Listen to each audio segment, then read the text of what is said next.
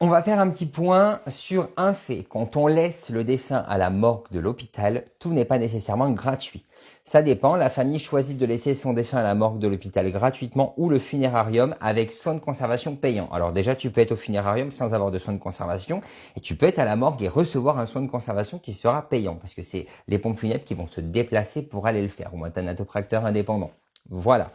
De plus, maintenant, ce n'est pas l'entièreté du séjour du défunt à la morgue ne va pas être gratuite. En général, ils prennent en charge les 3 premiers jours. Ensuite, c'est payant. Alors, c'est quand même moins onéreux que les pompes funèbres, mais pas partout. Il y a des endroits où ça reste quand même aussi onéreux que les structures privées de pompes funèbres. Donc, il faut bien faire la différence. Et le soin de conservation peut être fait aussi à la morgue, puisque la famille peut décider d'aller voir le défunt là-bas et donc il va être conseillé qu'il y ait quand même un soin pour la présentation du défunt à la famille. Donc il faut bien faire attention à ce qu'on avance et comment on l'explique parce que ça peut créer de la confusion.